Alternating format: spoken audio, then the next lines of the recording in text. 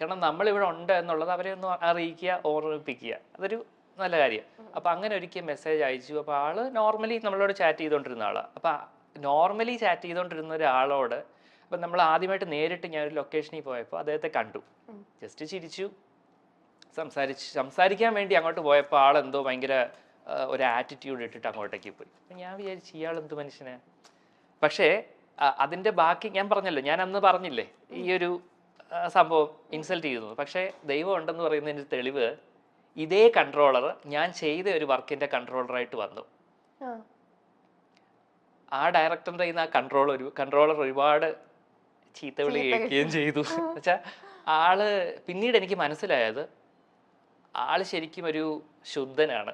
വലിയ ചുമ്മാ ഒരു ആറ്റിറ്റ്യൂഡ് ഇട്ട് നടക്കുന്നതേ ഉള്ളൂ. അപ്പൊ ആ ഒരു തിരിച്ചറിവ് എനിക്ക് കിട്ടി. വലിയ കാര്യമൊന്നും ഇല്ല, ഒരു പാവം പിടിച്ചൊരു മനുഷ്യനാണെന്ന് പിന്നീട് മനസ്സിലായി. അപ്പം ഒരു തെറ്റിദ്ധാരണകളാണ്. ഇപ്പം കുഴപ്പമൊന്നുമില്ല, ഹാപ്പിയാണ്. നമ്മുടെ അടുത്ത ചക്കം. ശരി, വിസിൽ റെഡി അല്ലേ? ഓൾറെഡി. സീരിയൽ രംഗത്തും പൊളിറ്റിക്സ് സജീവമാണ്. സീരിയൽ രംഗത്തും പൊളിറ്റിക്സ് സജീവമാണ്. അങ്ങനെ തോന്നാൻ കാരണം പൊളിറ്റിക്സ് ചിലർക്ക് മാത്രം അവസരങ്ങൾ കൊടുക്കുക. അതായത് ഇന്ന ആള് നമുക്കും പ്രിഫറൻസ് കിട്ടിയിട്ടുണ്ട്. പക്ഷെ അത് ക്യാരക്ടറിനെ ബേസ് ചെയ്തിട്ട് അല്ല ഇന്ന ആളെന്ന് പറഞ്ഞിട്ട് ചിലര്. അതിപ്പം എനിക്ക് പക്ഷെ സീരിയലിന്റെ കാര്യത്തിൽ എനിക്ക് അത്ര ഒരുപാട് എടുത്തു പറയാനായിട്ടില്ല. ചില സിനിമകളുടെ കാര്യത്തിൽ അതുണ്ട്. ഓഡീഷൻസിനൊക്കെ പോകുമ്പോൾ അല്ലെങ്കിൽ മറ്റു ചില കാര്യങ്ങളിൽ ഇന്ന ആളാണ് എന്ന് പറയുമ്പോഴത്തേക്ക് നമുക്ക് ചില റിജക്ഷൻസ് ഫേസ് ചെയ്തത് നമ്മള് ഓക്കെ അതൊക്കെ ഓഡീഷൻ വഴിയാ. എന്നാൽ ചിലർ ഓഡീഷൻ വഴിയൊന്നും അല്ല, ഫേവറിറ്റിസം ഉണ്ട് ഉറപ്പായിട്ടും. അങ്ങനത്തെ പൊളിറ്റിക്സ് അല്ലാതെ പിന്നെ ഒരു സംഭവമുണ്ട്. ഈ ചില ആൾക്കാർ, അതായത് അതോറിറ്റീസ്, ഇതിനെ ഷൂട്ടിംഗ് സംബന്ധിച്ചുള്ള അതോറിറ്റീസിന്റെ കാര്യത്തിൽ ഒരു പ്രിഫറൻസ് കൂടുതൽ ചില ആർട്ടിസ്റ്റുകൾക്ക് കൊടുക്കാറുണ്ട്. അതൊരു ബേസ് ചെയ്തിട്ട് ഇൻ ദ സെൻസ് ഫെസിലിറ്റീസിന്റെ കാര്യത്തിൽ. അത് ഇന്ന ആള് ഇപ്പം നമ്മളോട് ചോദിച്ചു കഴിഞ്ഞാൽ പക്ഷെ ഞാൻ ഒരിക്കലും ചോദിച്ച് വാങ്ങിക്കാറില്ല. നമുക്ക് കിട്ടുന്നതൊക്കെ സന്തോഷം. ഇപ്പം എ സി റൂംസ് ഒക്കെ ഇപ്പം നമുക്ക് ഓക്കെയാണ്. പണ്ട് തുടങ്ങിയ കാലഘട്ടങ്ങളിലൊക്കെ ചിലപ്പോൾ അത് ഞങ്ങളുടെ ഷൂട്ടൊക്കെ പുറത്തായിരുന്നു, ഡൽഹി ബോംബെ ഒക്കെ ആയിരുന്നു. അപ്പം അതുകൊണ്ട് എന്തായാലും നല്ല റൂംസും കാര്യങ്ങളൊക്കെ നല്ല ഇതാണ്. പക്ഷെ ഒരു വർക്കിൽ വന്നപ്പോഴത്തേക്ക് ഇന്ന ആളെ മാത്രം ഒരു പ്രത്യേകം, അതായത് ചിലപ്പം വർക്ക് നേരത്തെ കഴിഞ്ഞാൽ അവരെ പ്രത്യേകം ഒരു വണ്ടിക്കകത്ത്. ഞാൻ ഒരിക്കൽ ഒരു പ്രോജക്റ്റിൽ നൈറ്റ് ഷൂട്ട് കഴിഞ്ഞു, എനിക്ക് നേരത്തെ കഴിഞ്ഞതാണ്. അപ്പോൾ അവിടുത്തെ ഒരു കൺട്രോളർ പറഞ്ഞു കഴിഞ്ഞു പൊക്കോ എന്നൊക്കെയാണ്. അപ്പം നമ്മളിവിടെ അങ്ങുമല്ല, കേരളത്തിന് പുറത്താണ്. നമ്മൾ പോകാൻ വേണ്ടിയിട്ട് ആ വണ്ടിയിൽ കയറി, ഞാനും എൻ്റെ വേറൊരു ഫ്രണ്ട്സും ആർട്ടിസ്റ്റുകളൊക്കെ. അപ്പോൾ അവിടുത്തെ ഒരു ലേഡി ആർട്ടിസ്റ്റിനെ ഇതുപോലെ കഴിഞ്ഞു.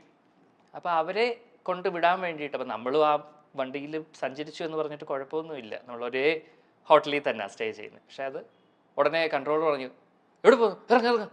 അപ്പം ഞാൻ വിചാരിച്ചു എന്തുവാ ഇത് എന്ന് വെച്ചാൽ നമ്മളൊരു വാഹനത്തിൽ കയറിയിരിക്കാനുള്ള കൊതി കൊണ്ടൊന്നുമല്ല, മറിച്ച് നമുക്ക് വർക്ക് കഴിഞ്ഞു എന്നോട് പോകാൻ പറഞ്ഞിട്ടാണ് ഞാൻ പോയത്. പിന്നീട് നമ്മൾ കയറി ഇരുന്നിട്ട് ഇറങ്ങ ഇങ്ങോട്ടെന്ന് പറഞ്ഞു കഴിഞ്ഞാൽ എനിക്ക് ഭയങ്കര ഒരു ഇൻസൾട്ടിങ് ആയിട്ട് അന്ന് തോന്നി.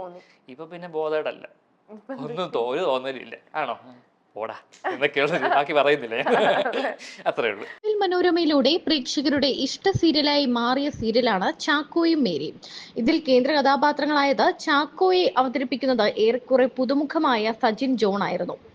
സീരിയലിലെ പോലെ തന്നെ ചില ട്വിസ്റ്റുകൾ സജിന്റെ ജീവിതത്തിലും ഉണ്ടായിട്ടുണ്ടെന്ന് സജിൻ മുൻപ് തുറന്നു പറഞ്ഞിട്ടുണ്ട്. ചാക്കോയും മേരിയും സീരിയലിലൂടെ വലിയൊരു ഹൈപ്പ് തന്നെ സജിന് ലഭിച്ചിരുന്നു. എന്നാൽ പിന്നീട് താരം അധികം സീരിയലൊന്നും കണ്ടില്ല. എന്താണ് താരത്തിന് സംഭവിച്ചത്? കാരണം പെട്ടെന്ന് നല്ലൊരു പുതുമുഖമായിട്ട് ഒരു ചെറുപ്പക്കാലം അവതരിപ്പിച്ചുകൊണ്ടാണ് സജിൻ എത്തിയത്. സജിൻ നല്ലൊരു അധ്യാപകനാണ്, എന്നാൽ സീരിയലിലേക്കുള്ള അഭിനയ മോഹം കൊണ്ട് സീരിയലിലേക്ക് എത്തിയ ഒരാൾ കൂടിയാണ്. എന്നാൽ അവിടെ നിലനിൽക്കാൻ സജിന് കഴിഞ്ഞില്ല. സീരിയലിലും എല്ലാവരും കാണും പോലെ പൊളിറ്റിക്സ് ഉണ്ടെന്നാണ് സജിൻ പറയുന്നത്. പത്തനംതിട്ട ജില്ലയിലെ തുമ്പമണ്ണാണ് സ്വദേശം. അപ്പന് കൺസ്ട്രക്ഷൻ ആണ്, ഇലക്ട്രിക്കൽ കട നടത്തുന്നുണ്ട്. അമ്മ റിട്ടയർഡ് ഹെഡ് മിസ്ട്രസുമാണ്. താൻ എല്ലാവരുടെയും ഏക മകനാണെന്നാണ് സജിൻ പറയുന്നത്. പിന്നെ അച്ഛന്റെ അമ്മയുണ്ട്. ഇതാണ് ഇവരുടെ കുടുംബം. അഭിനയം ചെറുപ്പം മുതലേ ഇഷ്ടമാണ് സജിന്. 2ാം ക്ലാസ് മുതൽ നാടകം, സ്കിറ്റ്, മറ്റു കലാപരിപാടികൾക്കെല്ലാം തന്നെ രംഗത്തുണ്ടായിരുന്നു. പക്ഷേ ഡിഗ്രി കഴിഞ്ഞ ശേഷമാണ് അഭിനയിക്കണം എന്നുള്ളൊരു മോഹം എത്തിയത്. കുടുംബത്തിൽ ആർക്കും അങ്ങനെ കലാപാരമ്പര്യങ്ങളൊന്നുമില്ല. ഏത് വാതിലിൽ മുട്ടണം എന്ന് സജിന് അറിയില്ലായിരുന്നു. അങ്ങനെ പഠിക്കാൻ പോയി. PGയും BEഡും ചെയ്തു. അത് കഴിഞ്ഞ് 2 വർഷം സ്കൂൾ അധ്യാപകനായി ജോലി ചെയ്തു. ആ സമയത്താണ് തന്റെ ഫേസ്ബുക്ക് സുഹൃത്ത് നടൻ സാബു വർഗീസ് തന്റെ ഫോട്ടോ ഒരു സംവിധായകന് അയച്ചു കൊടുക്കുന്നത്. അവിടെ വെച്ചാണ് ജീവിതത്തിലെ വഴിത്തിരിവ് സംഭവിക്കുന്നത്. എന്നെ സജിനെ ഓഡിഷന് വിളിക്കുന്നു, അങ്ങനെ പോകുന്നു, തിരഞ്ഞെടുക്കുന്നു. അങ്ങനെയാണ് മഴവിൽ മനോരമയിലെ ഭ്രമണം എന്ന പരമ്പരയിലേക്ക് സജിൻ എത്തുന്നത്. ശരി. ചില സീരിയലുകളിൽ ചെയ്തു വെച്ച കഥാപാത്രങ്ങൾ ചെയ്യേണ്ടിയിരുന്നില്ല എന്ന് തോന്നിപ്പോയിട്ടുണ്ട്? ഇല്ല, ചെയ്ത ക്യാരക്ടേഴ്സ് ഒക്കെ ഒരുപാട് ഇഷ്ടപ്പെടുന്നവരാണ്, എല്ലാം ഇഷ്ടത്തോടെ കൂടി ചെയ്തതാണ്. അങ്ങനെ എല്ലാ ഒരു അവസരങ്ങൾ എന്ന് പറയുമ്പോഴെല്ലാം ദൈവം കൊണ്ടുതരുന്ന ഓരോ കാര്യങ്ങളല്ലേ. അപ്പൊ അതെല്ലാം എല്ലാം വളരെ ഇമ്പോർട്ടന്റ് ആയിട്ടുള്ള എല്ലാ ഇഷ്ടത്തോടെ. ഏതെങ്കിലും ക്യാരക്ടേഴ്സ് ഇംപ്രൂവ് ചെയ്യണം അങ്ങനെ തോന്നിയിട്ടുണ്ടോ? അങ്ങനെ ചോദിച്ചാൽ നമുക്കൊരു ശരിക്കും ഇപ്പം അമ്മ അറിയാതെ തന്നെ ഒരു ക്യാരക്ടർ എടുത്തു പറയുകയാണെങ്കിൽ നമുക്ക് പലപ്പോഴും ആലോചിക്കും, ഇത്രയും പാവം പിടിച്ച് നമ്മൾ ചില സിറ്റുവേഷൻസിൽ ഇവനെന്താ ഈ ക്യാരക്ടർ എന്താ ഇങ്ങനെ പറയുന്നേ, ഇങ്ങനൊക്കെ പറഞ്ഞൂടെ. പക്ഷെ നമുക്കൊരു സ്പേസ് അവിടെ ഇല്ല. സ്ക്രിപ്റ്റ് റൈറ്റർ എന്ത് തരുന്നോ അദ്ദേഹം ആ എഴുതി വെക്കുന്ന ഡയലോഗ് കൊണ്ട് രൂപപ്പെടുന്ന ഒരു ഇമേജ് ഉണ്ട്. അത് കാരണം എനിക്ക് ഒരുപാട് തെറിവിളി കേട്ടിട്ടുണ്ട്. അയ്യോ കൊള്ളാം, എന്തുകൊണ്ട് എന്ന് വെച്ചാൽ ഇയാൾ ഇതെന്തോന്ന് കിഴങ്ങനെ അങ്ങനെയുള്ള രീതിയിലല്ലേ. പക്ഷെ നമ്മൾ ശരിക്കും റിയലി അങ്ങനത്തെ ഒരു ക്യാരക്ടറോട് യാതൊരു ബന്ധവും ഇല്ല. പക്ഷെ നമ്മൾ ആ പറഞ്ഞല്ലോ ഒരു ഫോഴ്സ് ചെയ്യുക, നമ്മൾ അങ്ങനെ ചെയ്തേ പറ്റൂ. അപ്പം നമ്മൾ വിചാരിക്കും ഓക്കെ അഭിനയമല്ലേ ഇഷ്ടം, പിന്നെ അങ്ങനെ ചെയ്തേക്കാം. പിന്നെ ചേട്ടൻ്റെ ഒരു യമുന എന്ന് പറഞ്ഞിട്ടൊരു ഷോർട്ട് ഫിലിം ഉണ്ടെങ്കിൽ അതിനകത്ത് ചേട്ടൻ നെഗറ്റീവ് ക്യാരക്ടർ ഇപ്പൊ ചേട്ടനെ കൊണ്ട് അങ്ങനെയൊക്കെ ചെയ്യാൻ പറ്റുമോ? കാരണം അത്രയും എനിക്ക് തോന്നുന്നു ചേട്ടൻ ഏറ്റവും ഹൈലൈറ്റ് ചേട്ടൻ്റെ ചിരിയാന്ന് തോന്നുന്നുണ്ട്. ഭയങ്കര നിഷ്കളങ്കായിട്ടുള്ളൊരു ചിരിയാ. അങ്ങനെ കണ്ടിട്ട് ഒരാൾ പെട്ടെന്ന് ഒരു നെഗറ്റീവ് ക്യാരക്ടർ ചെയ്യുമ്പോൾ അതിന് കുറെ കമന്റ് വന്നിട്ടുണ്ട്, ഇയാളെ കൊണ്ടൊന്നും പറ്റത്തില്ല. അപ്പം നമ്മള് സീരിയസ് റോള് ചെയ്യാൻ എനിക്ക് സത്യം പറഞ്ഞ സൈക്കോ റോളുകൾ ഭയങ്കര ഇഷ്ടമാണ്. അങ്ങനത്തെ പാവമായിട്ടിരുന്നിട്ട് ചിരി വില്ലത്തരം കാണിക്കുന്ന, എന്നാൽ നമ്മളുടെ മനസ്സിൽ വില്ലൻ എന്ന് പറഞ്ഞു കഴിഞ്ഞാൽ ഇച്ചിരി മസിലൊക്കെ പെരുപ്പിച്ച് വന്ന് നിന്ന് കുറെ ഡയലോഗ് അടിക്കുക, അതല്ല. വില്ലൻ വേഷങ്ങൾ എന്ന് പറയുമ്പോൾ നമ്മുടെ ജീവിതത്തിലാണെങ്കിലും വില്ലന്മാർ ഒരുപാട് പല രൂപങ്ങളിലല്ലേ. അപ്പൊ നമുക്ക് എക്സാക്ട് ഇതുപോലെയാണ് ഇയാൾ ഇങ്ങനെയാണെന്ന് പറഞ്ഞാൽ ഭയങ്കര മസിൽ പെരുപ്പിച്ച് ഭയങ്കര നിഷ്കളങ്കമായിട്ടുള്ള മനസ്സുള്ള ആൾക്കാരില്ലേ? ഉണ്ട്. അപ്പൊ അതുപോലെ അല്ല ഞാൻ പറഞ്ഞത്, റിയൽ ലൈഫുമായിട്ട് ഉണ്ടാവും. റിയൽ ലൈഫ് ഇൻസിഡന്റ് മെമ്മറീസിലെ തന്നെ വില്ലൻ വേഷങ്ങൾ എന്തുകൊണ്ടാണ് അങ്ങനെ? നമുക്ക് ഒരിക്കലും പ്രതീക്ഷിക്കുന്നില്ല ആള് ചിരിച്ച് നിന്നിട്ട് പെട്ടെന്ന് ആ ഒരു സൈക്കോ ക്യാരക്ടറിലേക്ക് മാറുന്നത്. അങ്ങനത്തെ ക്യാരക്ടേഴ്സ് ഒക്കെ കിട്ടിയ സന്തോഷം ചെയ്യാൻ പറ്റും എന്നുള്ള വിശ്വാസമുണ്ട്. അതേസമയം അഭിനയവും അധ്യാപനവും കൂടി കൊണ്ടുപോകാൻ സാധിക്കില്ല. ഏത് കൊള്ളണം ഏത് തള്ളണം എന്ന് സജിൻ അറിയില്ലായിരുന്നു. അങ്ങനെ ഒരു വലിയ റിസ്ക് എടുത്തിട്ടാണ് അഭിനയത്തിലേക്ക് എത്തിയത്. കഷ്ടപ്പെട്ട് പഠിച്ചു നേടിയ അധ്യാപന ജോലി ഉപേക്ഷിച്ചു. അധ്യാപികയായ അമ്മയടക്കം കുടുംബം ഫുൾ സപ്പോർട്ട് നൽകി. അതുതന്നെയായിരുന്നു സജിന്റെ ഇന്ധനം.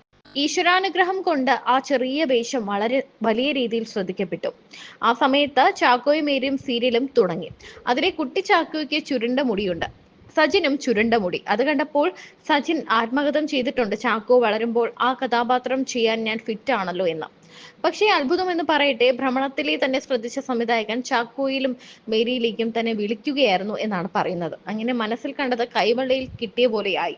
ചെറുപ്പകാലം അമ്മ മലപ്പുറം താനൂരിലായിരുന്നു വർഷങ്ങൾ ജോലി ചെയ്തത്. അങ്ങനെ കുട്ടിക്കാലത്ത് 3-4 വർഷം അവിടെ വാടക വീട്ടിലൊക്കെ സജിൻ താമസിച്ചിട്ടുണ്ട്. പിന്നീട് നാട്ടിലേക്ക് സ്ഥലം മാറ്റം കിട്ടി. പല ഘട്ടങ്ങളായി വികസിച്ച വീടാണ് സജിന്റേത്. പണ്ട് ഓടിട്ട ചെറിയ വീടായിരുന്നു. ഏകദേശം 10 വർഷങ്ങൾക്ക് മുൻപ് പുതുക്കി പണിതു, സൗകര്യങ്ങളൊക്കെ കൂട്ടി. അങ്ങനെ ഇന്ന് കാണുന്ന വലിയ വീടാക്കി. അന്ധനായി അഭിനയിക്കുന്നത് ആദ്യം വലിയ വെല്ലുവിളിയായിരുന്നു സജിന്.